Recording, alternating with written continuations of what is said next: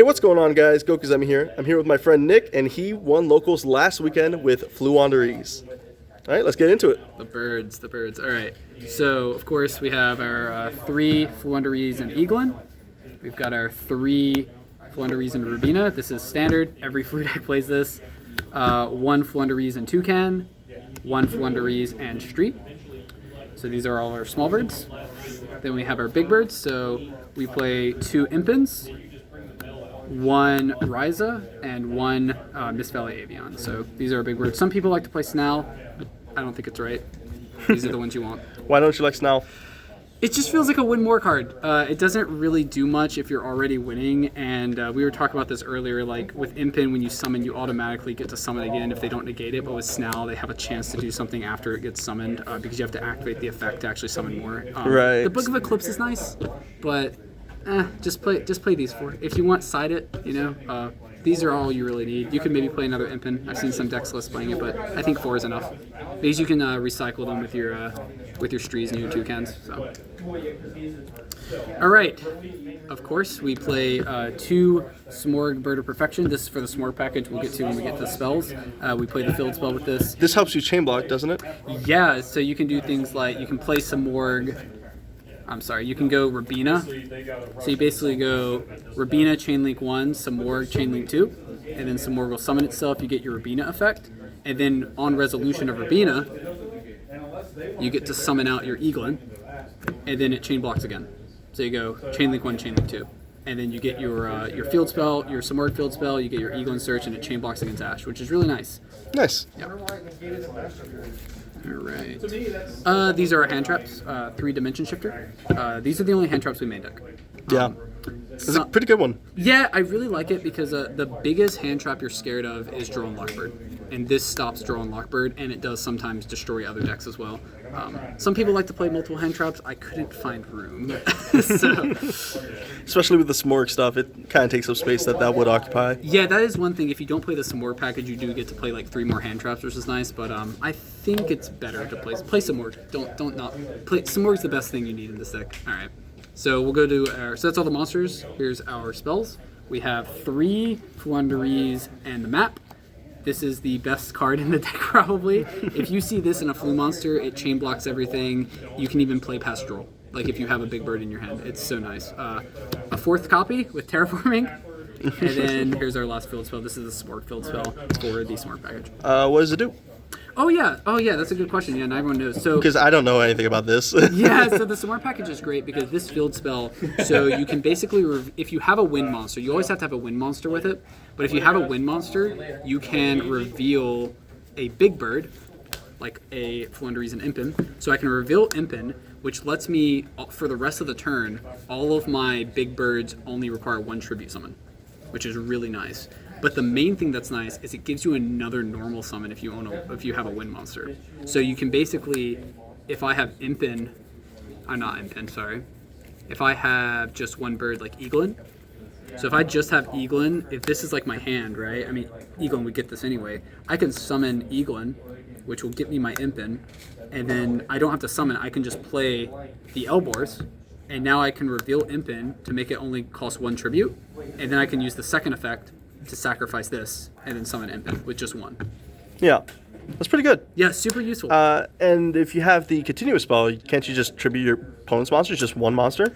Oh no, actually, so yeah, I had to look into this. Because with the wind here, if I remember correctly, you actually have to use at least 1 of your monsters. Oh. Yeah, so you always have to use 1 monster. That makes a lot of sense. Yeah. I wish. Because it's a good restriction, but that would be so funny. It would be brutal if you could just tribute all your opponent's monsters, yeah. But yeah, this is why you play the Smorg package, because this gives you extra normal summons, makes your tributes cost less, and it gives all your stuff plus 300, all your wind monsters plus 300, which is really good in the Flumir. Cool. Also gets over the goddess of the underworld, because your Flus now are 3,000. So. All right, the next best card in the deck, Adventure. One reason the advent of Adventure. This card is great. You can banish a Winged Beast from your hand, get a field spell, or get any Flu monster. It's basically 3 more copies of the field spell. It's great. It also dodges Imperm. Yes. I don't know if you said that or not, but yeah, it gets past Imperm. it's pretty good. Yeah, it gets past Imperm, gets past Effect Veiler, gets past a few random traps as well, random negates. I was playing against one person too. I baited out so he drilled me, and then I did this in response, and he countered this, but I think I had an imp in my hand, so I could still summon even under draw. Yeah. You can bait things with it, which is really nice. It also gives you 500, which is nice in time because this deck goes to time a lot. So. I bet it does. It's super grindy. Yeah. 3 pots of duality and 3 pots of prosperity. You're always going to play the pot of dualities. If you're on budget, you can do extravagances, but I think the pot of prosperities is definitely better. You want to find your engines, you want to find the single cards you need, and you don't special summon, so duality doesn't do anything. I think it's insane. You could just play 6 pots. Yeah, 6 of the best pots. Yeah, it's so good. Like, I literally won one of my games because I had 2 pots of duality in my hand, and I played pot, and I drew it, or I got into my my Dark Ruler No More, which got past the... I forgot the name of the card. It's the one that makes everything go to defense and it negates the effects. But yeah, I Dark Rulered them, and it was great. These are... You want to play those. You have to find your baby birds. This deck bricks, so you have to play those. 1 copies of Floowandereeze and Unexplored Winds, 1 copy of Harpy's Feather Duster, 1 copy of Called by the Grave, and hopefully I'm not going too fast, 2 copies of Book of Moon, and 2 copies of Dark Ruler No More. All pretty good. Yeah, very good. Some decks play 3 of this. I couldn't find the room. Like, you can maybe cut a Called by the Grave, perhaps, or maybe one of the traps, but yeah. I think you have to keep the Called by, honestly. You just lose so hard to draw, and it's everywhere in this format. I don't see this often, but obviously it's 1. But when I see this card and they draw me and I just smack this down, it's just such a good feeling, you know? Dark Rulers to break boards, Feather Duster, you need at least something to deal with the back row, and 1 Unexplored Winds because you do not want to draw this card. You want to search it with like your imp in, and if you do draw it, you don't want to draw more than 1. It's not good to draw more than 1. But it's nice. You can use it to like send your Winged Beast to the bottom of the deck and draw cards if you do draw it. All right, trap cards. We only play 3 traps, evenly matched. 2 of these and 1 Dreaming Town. Seems standard. Yeah. Some people play 2. I'm thinking of taking out a Book of Moon for another Dreaming Town. It's really nice in the grind game when you play Impin and you want to get another Dreaming Town. But I think 1 probably works. It's been working for me. All right. Should we do extra deck? Yeah, I mean, it's not going to do much, but you might as well like lightning around it. Yeah, extra deck doesn't really matter. So we play the Zeus package. So Zeus, Lyrillus, this. These are the ones you want to basically get rid of with pot last. Wind Charmers for if you brick. This for back row. It doesn't really matter, but here you go. The only thing that I've ever actually gone into, I've gone into Wind Charmer once, I've gone into Phoenix once because someone played Zombie World on me. These are the ones you want to basically banish last. Yeah. Yeah, because this is your Zeus package. And you played 2 Downerd because it's just, you don't want to banish it. Yeah, I played 2. I could maybe take it out for like another Charmer maybe. I see why it's useful. Yeah, it has its uses because I do play the Samor package. Do you play is the Gustav and all that in there because Empen's a level 10? Yes.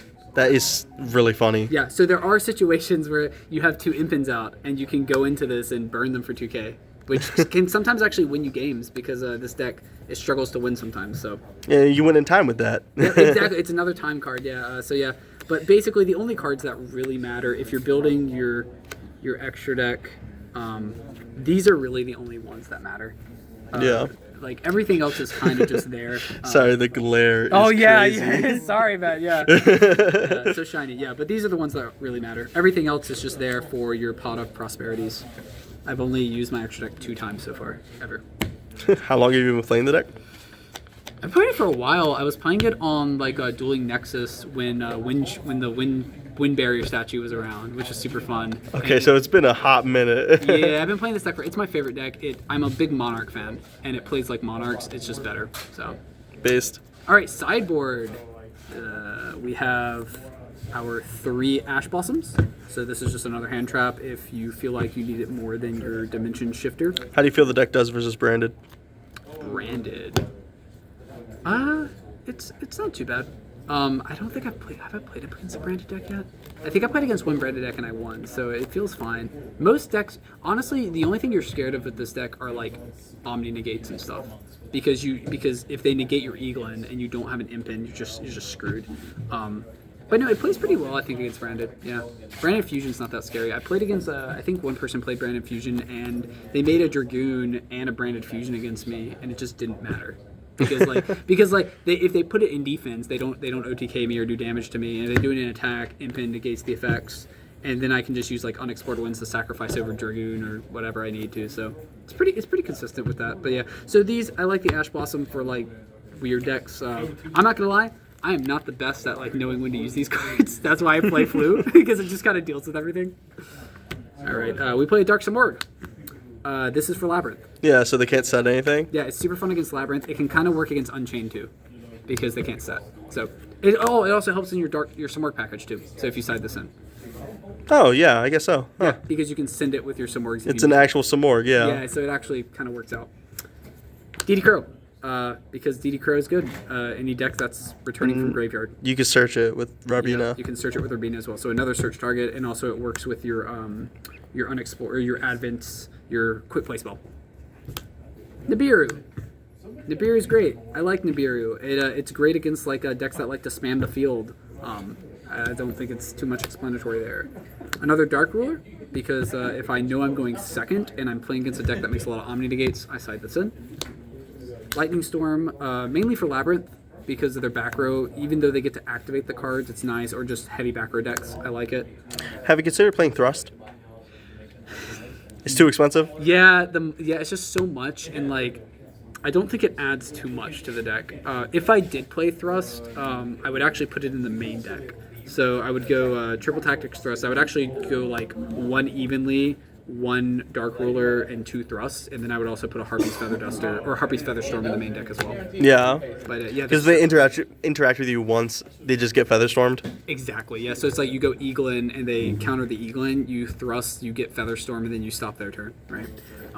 So yeah, I would like to maybe try out the Thrust pack. It's just so expensive. Yeah. And I don't think it makes the deck significantly better. It just makes it like. It makes it so that you can do Featherstorm, basically, which it's like, yeah, cool. I feel you. Yeah. Cosmic Cyclone, more back row removal. Labyrinth, any deck that has field spells. It's also great. Oh, this is great in the Floowandereeze. Floowandereeze. People, not everyone knows this, so. Oh yeah, you just hit the field spell. Or this. So, if they just set one card, this can only activate on main phase. Oh yeah. So on standby phase, you banish it, and they can't activate it. So now they get locked out of their turn. And the field spell, of course, too, yeah. So these are great. I love Cosmic Cyclones. I don't use them very often. I don't side them in, but when I do, they're great. Another evenly matched for when I'm going second, basically, if I need to break boards. And here's the MVP. Featherstorm. Featherstorm. Ban this card. This card should be banned. I agree. I honestly want to put, I might cut a card just to put this one in my main deck. It's like... It's so stupid. If you are going first in this deck, side all three of these in. How do you feel about Trap Trick and decide to get to this more often? I haven't tried that actually, but yeah, you could. I think it's just so hard when you're siding with the deck because the core, like you can't side out any of your baby birds. Yeah. And like you could, I guess, side out like these for the Trap Tricks, but like. No, they're so good. Yeah, I agree. Like, I think if you're gonna do the Trap Tricks things, just buy Thrusts. The Thrust, like, yeah, it's more expensive, but like the Thrust will do it better than the Trap Tricks. But yeah, these cards are so good. It's very much, if you're going first, side all of these into your deck, because there have been multiple games where I have this in my opening hand, I'm first, I do my whole combo, and then I set this, and then they're like, standby. Oh, do you not get to play the game anymore? I'm sorry. Yeah. It's 41 cards, by the way, main deck. Yep, one away from God. Love to see it. yeah. I'd like to get it to 40, but it's very hard. Like, if I had to cut anything, it would either be like one of my two books or like one of like the Evenlies or something. But honestly, the deck can play fine with 41. You're searching constantly, so. Yeah, it's very consistent. Yeah. All right, any shout-outs you want to give or anything like that? Oh man, I would, but the other Flu player is not here. He's a Flu player. This guy's a Flu player. Here. Yeah, he's here. But I had a Flu player, and like he plays like Fossil Dino, which is a pretty cool thing. Oh, Rashad. Yeah, shout-outs to Rashad. Yeah, shout-outs to Rashad. He's awesome. But yeah, other than that, play Flu. It's cheap and it's fun and it's good. All right, so this was Nick, and this is Gokuzemi signing off. Peace.